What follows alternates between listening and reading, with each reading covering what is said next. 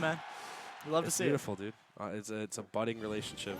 Anyway, hopping into it, we've got Jen. I think Jen has beaten Mr. E before. He has to have. I feel like a lot of the top New York talent has wins on Mr. E. That's not to insult Mr. E, by the way. It's just that we just have a lot of good NY players as well. And one thing to notice, the last set we saw with Jen just like 20 minutes ago, he was playing Sheik. Now he's going Ryu. Super warmed up, already getting that focus attack. Oh my god, dude. Do not turn this into a combo video. That was really ballsy That was Jen. really nice. That was like a For Glory reset right there. It's like this. That's the type of stuff you see on DMG. Mr. E once again landing with that Nair. Jen able to pretty easily shield and punish accordingly. Okay, yeah, catching any missed tech with that dancing blade right there. Mr. E, I'd say, is about it. Sure, you can kill percent. That thing is absolutely lethal. Yeah, just a few more tilts and he's going to do it. Jen not going for it off of that weak down tilt. Instead, going to go for a strong down tilt. Nice tech. That's beautiful. And he had time to do the Tatsu to get him off him afterwards, too.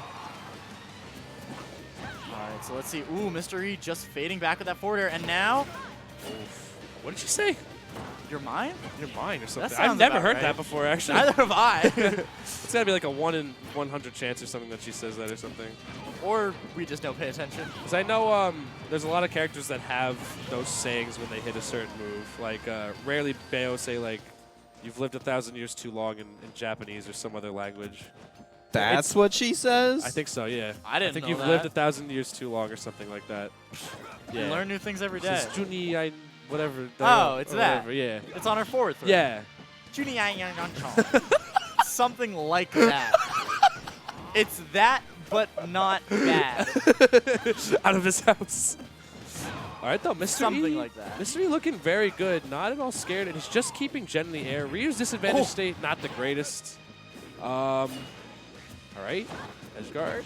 Oh, okay, Mr. E looking. Honestly, ever since this man went to SoCal, he has been on a tear, and he just got 5th at Evo. So, like, obviously he's in prime form right now. Yeah, this is just Mr. E kind of putting on a show. Jen, of course, he had that hot start, but Mr. E started doing these really cute fade back forward air and fade back Nair aerials. So, like, you would see him just go for these, both of those aerials and fade back, and Jen wasn't able to get all of these, like, approaching hits that he was getting at the beginning of the match. Oof, he's going for a lot of fully charged focuses. Obviously, he's just trying to get him on the read right there, but when you're on the back foot like that, I understand it's go big or go home. You don't have to go big, though, dude. Stay small. Just it's hard to get hits on someone so evasive as Mr. E, but I don't know. I feel like Jen is not playing to his liking right now.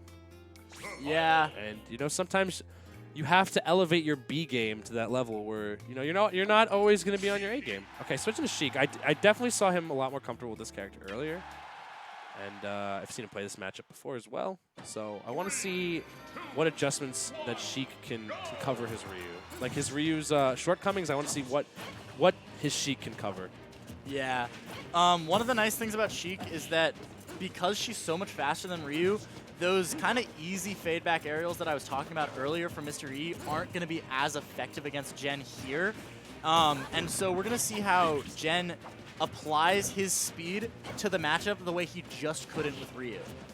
Yeah, like, it's so interesting to see the contrast between both characters. He's played Ryu, very slow, punish-heavy character, while Sheik speeds it up quite an immense amount. But it seems like he's got this solid game plan here. If he's going to stay back with the needles until Mr. E overextends, and he's trying to play the chip-out game right now. Maybe later in the game we'll see something different, but for now he's very content with just staying back, throwing those needles, getting his damage until... Because before, Ryu is kind of forced to approach, right? Since he now has that zoning tool of needles, it kind of mitigates that need a lot.